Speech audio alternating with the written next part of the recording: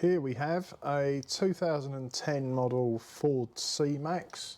It's fitted with the 1.8 diesel engine and it's got roughly 78,000 miles on the clock. As part of the service on the vehicle today, I'm going to be doing an oil and filter change.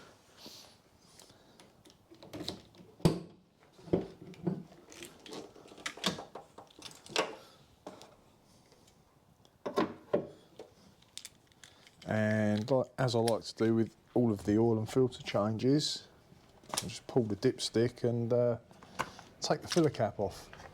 That allows air into the engine as the oil's draining out. Hopefully it'll all come out a bit smoother. Probably, oh yeah. This is usually pushed into place with a ball and socket arrangement, but as you can see, that one and that one are broken. But there's the rubber sockets there, and they push down on these pegs sticking up. So you can just normally pull that off and it'll pop off. For the oil and filter change on this C-Max, you'll need a 13mm spanner or socket, whatever you got to hand, to undo the sump plug, a pair of grips or something similar to remove the spin-on oil filter, Torx 30 bits for the under tray. I know this vehicle, the under tray is quite damaged, and it's also got 8mm bits, so I'll be using those. It's a good idea, just a little tip, an old cable tie, cut it into pieces, because when you take out the Torx screws, the plastic fixings that screws go into, sometimes they wear and the screws won't do up tight. You can buy new fixings, of course, but to get you out of trouble, just pop a bit of cable tie inside the hole where the bolt goes and then do the bolt up, and it will actually do up really tight.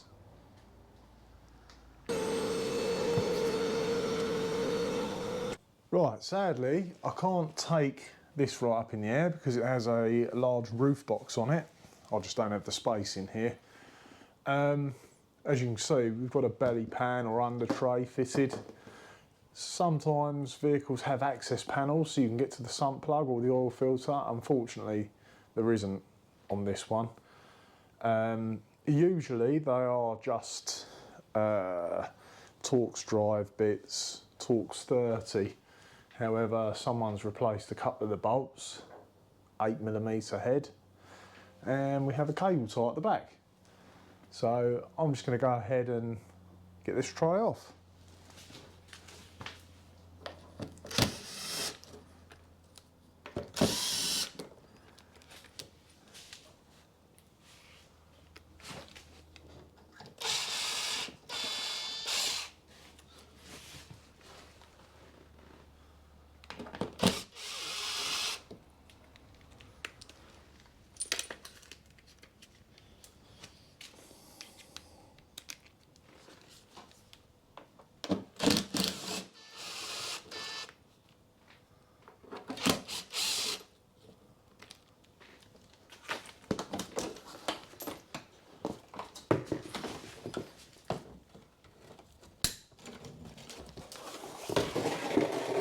Right, we're both underneath this vehicle, which, as I said, we couldn't take right up in the air, so it's going to be a little bit difficult to record. But as you can see, there's a metal spin-on oil filter there. Number of tools you could use. I always tend to use just a pair of slide grips. You can get the material strap, or you can get a cup that fits on the end of the filter. But hopefully I can crack it loose with these.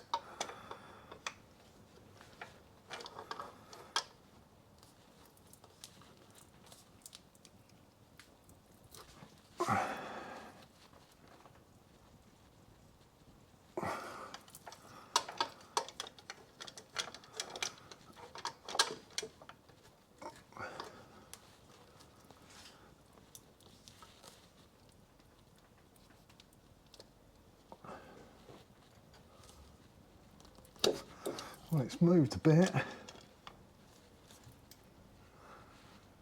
Just hoping I'm not going to slip off of it.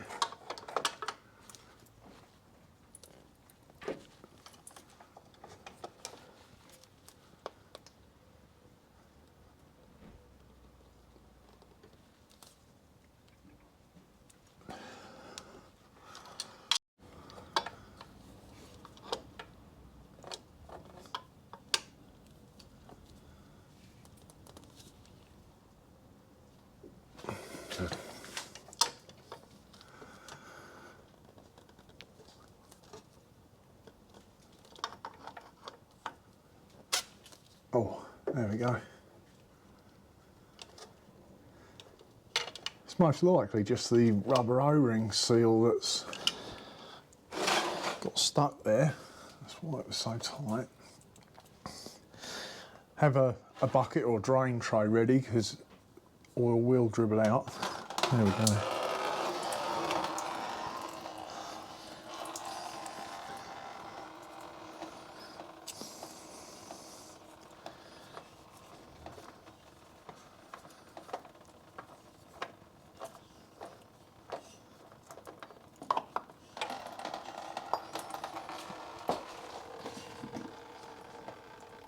So here's our old filter, a bit squashed and mangled now. As you can see, it's got a black rubber O-ring in there. Make sure that that's come off when you take the oil filter off, because they do just pull out. Sometimes they get stuck to the engine.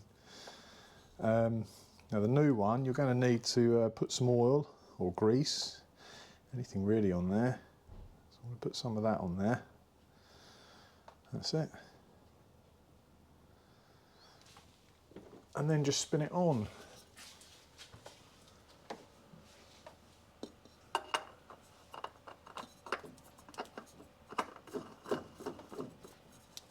So this isn't a genuine Ford oil filter, as you can see, it's an aftermarket one.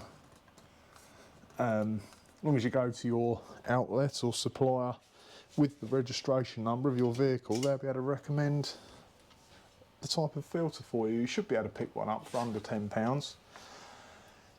Now, with these spin-on oil filters, you should only ever need to do them hand tight.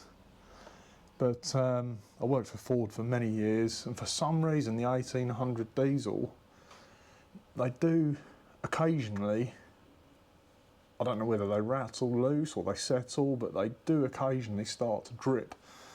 So I always like to get the grips and just give it that little bit more of a nip. Try and do it without damaging it.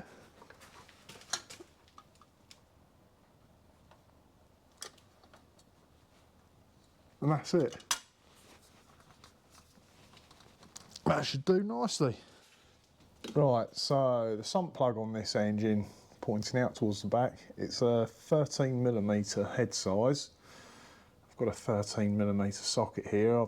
I tend to use single hex sockets. There's just less chance of slipping or rounding it off.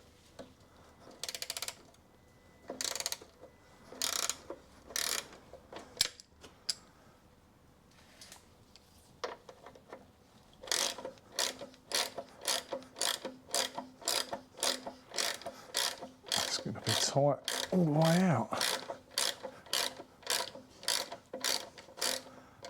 That's getting looser now.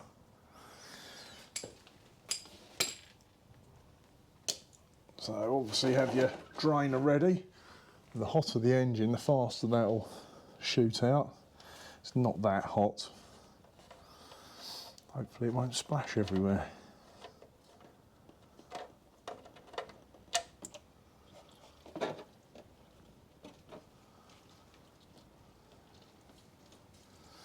Okay, so we just got to let that do its thing now for a while.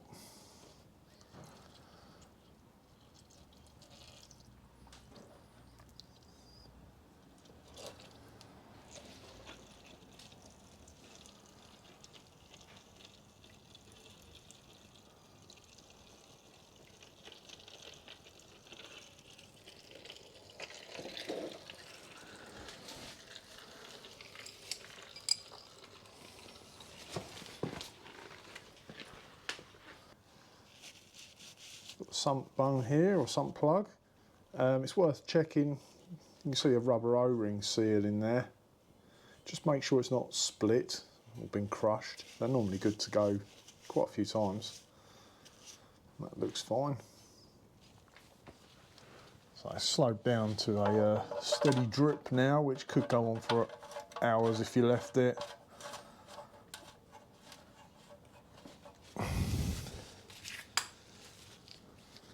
But I'm happy we've got out of there what we need to.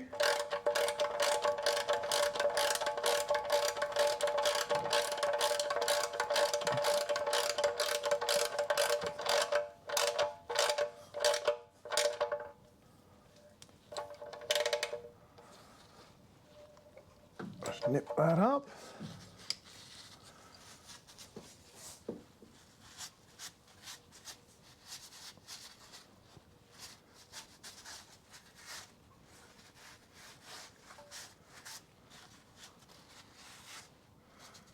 Right, okay.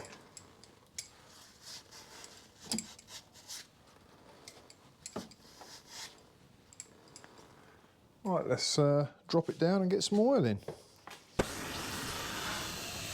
Right, make sure your dipstick is still pulled up or removed, just to let air out of the engine as you pour oil in, and hopefully stop it from glugging back up through the filler.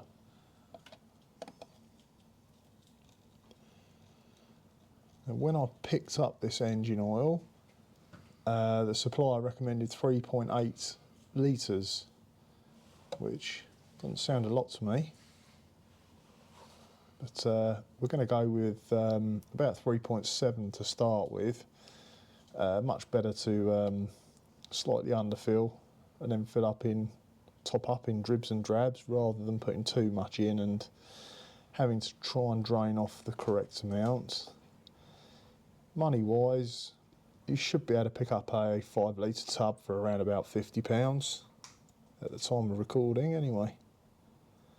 All depending on what brand you decide to go for. As with everything, it does vary.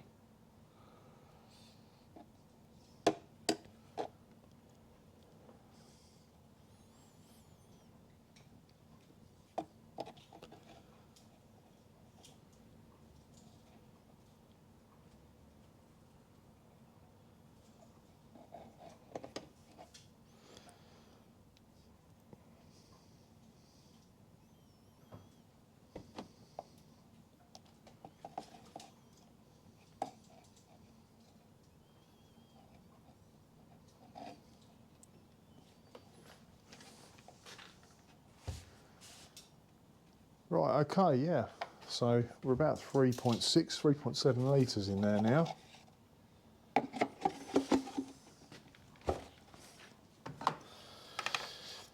Put the cap back on, dipstick in, oil filter's tight, sump plug's tight.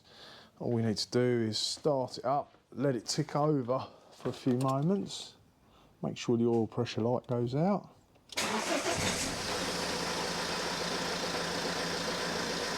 Yep, the light's gone out, that's good. You don't need to rev it, it's actually not a good idea to rev an engine that's just been fired up, especially if it's been drained of oil then refilled. It just takes a while for the oil to get around all the bearings.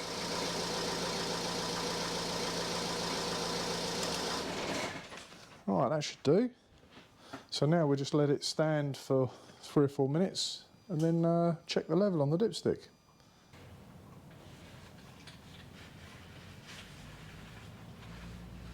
Right, this has stood now for a good 5 minutes. The dipstick's quite clear. This sort of checkered area. Right at the bottom, that's your minimum. And up there is your maximum. I'll be as close to that maximum as I can without going over it. Having too much oil can cause damage to an engine, just like having not enough. Yeah, and as you can see, it's only just on the bottom of the dipstick. I did think 3.8 litres was a very small amount for this type of engine. So I'm going to go ahead and get some more oil in that.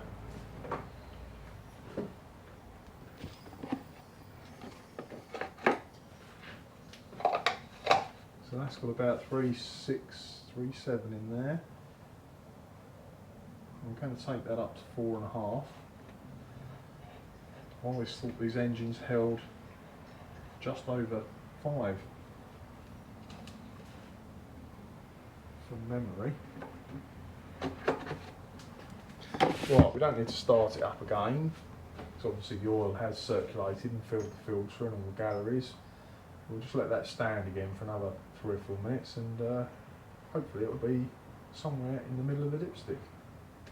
Right, so this is the second check. The first, with 3.7 litres, was right at the bottom of the stick. Now we've got 4.5. Yeah, not even halfway. I knew it, I always thought it was around about 5 to 5.5 litres, so we're going to put another half a litre in to take it up to 5. And we'll just keep repeating this process until we get as close to the maximum without going over it as possible.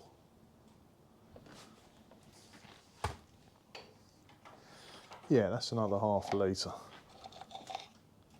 Right, we'll leave that to stand for a moment and check again. Right, third oil check, and this is at 5 litres now. That's getting more like it now. Still got about a centimetre to the maximum, so I'm going to put another about 0.3 of a litre in there, and we'll see what happens then.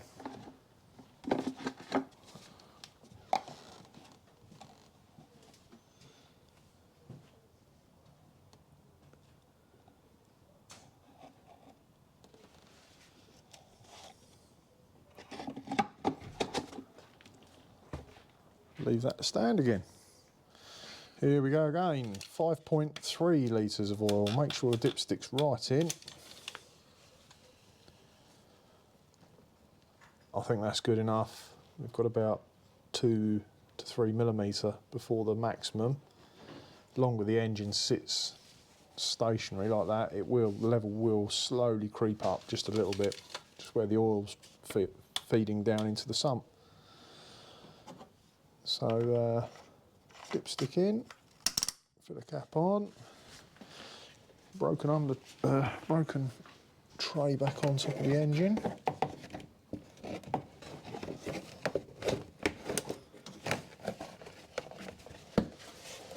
Oh yeah, that side clips down, but this side's broken. Okay, so we're done under the bonnet. We'll take it up in the air and pop the under tray back on next.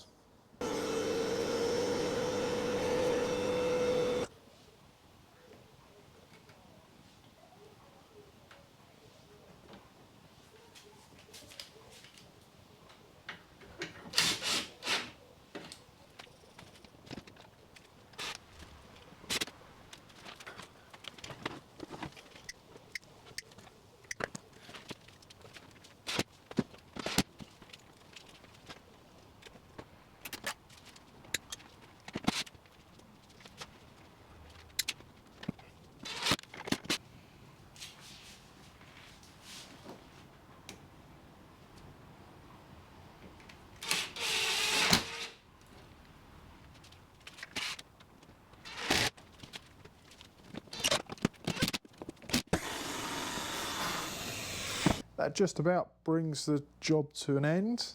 All I'll do now, as I do with most of my jobs, is give it a run around the block. I like to bring it back in and just have a look to make sure there's no leaks.